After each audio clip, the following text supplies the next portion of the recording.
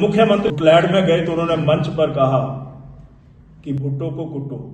कुटलैड विधानसभा क्षेत्र से एक विधायक देवेंद्र भुट्टो जब मुख्यमंत्री हाल में ही कुटलैड में गए तो उन्होंने मंच पर कहा कि भुट्टो को कुटो। अरे इस प्रकार की टिप्पणियां करने का क्या औचित्य है? विधायक है, भारतीय जनता पार्टी में शामिल हो रहे हैं और उसमें बहुत ऊंचे स्थानों पर रहे, जिन्होंने देश को आगे बढ़ाने में, देश की सुरक्षा के लिए, देश की स्वाभिमान के लिए समय समय पर जिस पद पर रहे, उन्होंने योगदान दिया, वो भी कमल के फूल का दामन थाम रहे हैं। तो आप अंदाजा लगा सकते हैं कि कांग्रेस डूबता हुआ जहाज है और हिमाचल प्रदेश में भी कांग्रेस डूबता हुआ जहाज है। ये डूबने वाला है। अब इस डूबते हुए जहाज को कोई नहीं बचा सकता।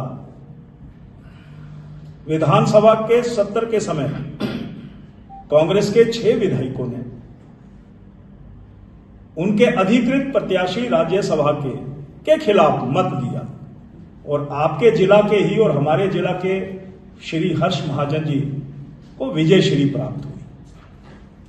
कौन अपनी पार्टी को छोड़ता है? 5 सालों के लिए चुन करके गए थे, परंतु मन बनाया कि हम अपनी आत्मा को नहीं मरने देंगे, नहीं दबने देंगे। उनकी बात कहीं नहीं सुनी गई। उन्होंने गारंटियों की बात को भी श्री सुखविंदर सिंह सुक्खू के समक्ष एक बार नहीं कई बार कहा। उनकी अनदेखी हुई, हिम्मत दिखाई, कहा हम आपके साथ नहीं रहना चाहते। 6 के 6 विधायक कांग्रेस के खिलाफ हो गए और उसमें 3 निर्दलीय विधायक भी, उन्होंने भी कांग्रेस के साथ को समर्थन ना देने की बात कही। ऐसे 9 चुने हुए प्रतिनिधि उन्होंने कांग्रेस को छोड़ दिया, यानी 43 में से कांग्रेस 34 पर रह गई और भारतीय जनता पार्टी 25 में से 34 पर पहुंच गई।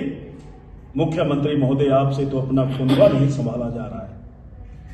14 महीनों में ताश के पत्तों की तरह ये बिखर सा गया और आज की वर्तमान स्थिति में के समय में देखा जाए तो मुख्यमंत्री जी, आप में इतनी ज्यादा बौखलाहट है, वो बौखलाहट आपके वक्तव्यों से, मंच पर जब आप भाषण देते हैं तो हमें उसका आभास होता है।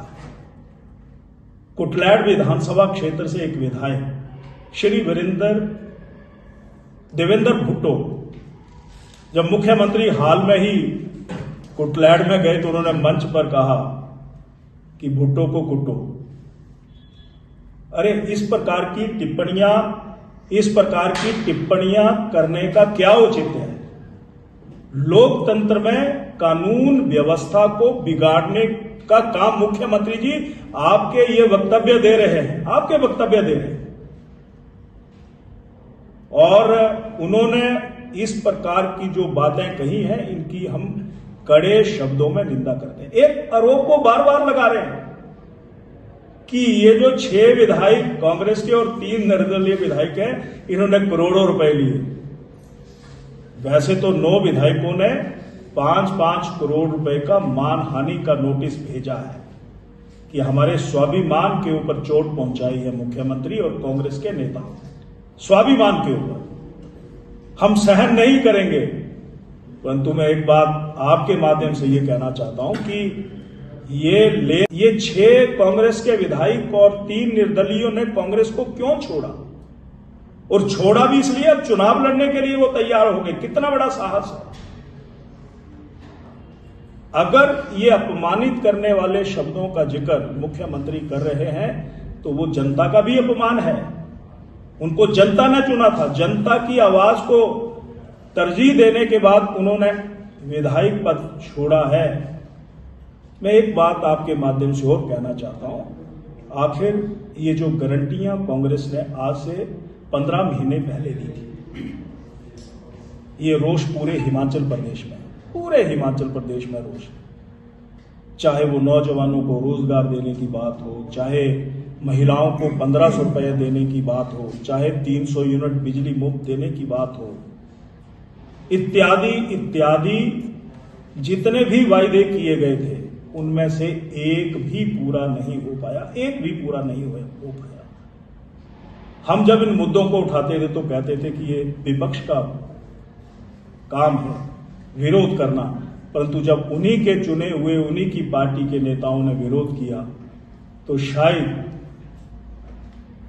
वो अपने आप को संभाल नहीं पा रहे हैं और रेवड़ियां बांटने का काम, इतने कैबिनेट रैंक के ओएसडी बना दिए, एडवाइजर बना दिए।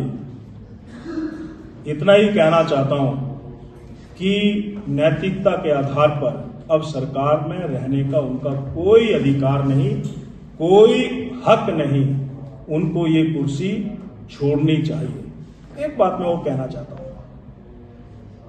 15 महीनों में कांग्रेस को याद नहीं आया। आज से 20 दिन पहले बजट में कोई प्रावधान नहीं, कहा गया हम हिमाचल प्रदेश की बहनों को 1500 रुपए देंगे। बड़ी लंबी लाइनें हर जगह लगना शुरू हो गई। बजट में कोई प्रावधान नहीं। 23 लाख महिलाएं हैं, 4000 करोड़ रुपए की सालाना बजट में पैसे की व्यवस्था होनी चाहिए, जबकि हर महीने 1.5 महीने में 1000 करोड़ 15,000 करोड़ 1500 करोड़ रुपया लोन के रूप में लिया जा रहा है। फिर कर्मचारियों का चाहे वेतन हो, चाहे उनकी सेवानिवृत्ति के बाद मिलने वाले लाभ हो, इत्यादि का प्रबंध हो रहा है। तो उसी तरह से मैं पढ़ रहा था कि 9 अप्रैल को चंडीगढ़ में हयात होटल में हिमाचल प्रदेश सरकार टूरिज्म को बढ़ावा देने के लिए एक इन्वेस्टर मीट रखी हुई है। कहां गए 15 महीने? मैं अधिकारियों से भी कहना चाहता हूं, आनन फानन में इस प्रकार के निर्णय ना ले। आचार संहिता लगी हुई है, भारतीय जनता पार्टी इसका विरोध करती है। भारतीय जनता पार्टी चुनाव आयोग को भी इसकी शिकायत देगी। और मैं अधिकारियों से भी निवेदन करना चाहता हूं, केंद्र में श्री नरेंद्र मोदी जी पुनः तीसरी बार प्रधानमंत्री बनने वाले हैं, सरकार पुनः बनने वाली है, और हिमाचल प्रदेश में भी ये जो पतझड़ लगी हुई है ये रुकने वाली नहीं है, ये रुक नहीं सकती। मुख्यमंत्री जी, आप अपने विधायक, अपने चेयरमैन, अपने सीपीएस के घरों के बाहर आपने बड़ा पहरा लगाया हुआ है, परंतु आत्मा की आवाज शायद उनकी भी होगी, कचोट रही होगी कि आखिर हम कोई बंधुआ हैं। इसलिए ये पतझड़ रुकने वाली नहीं है।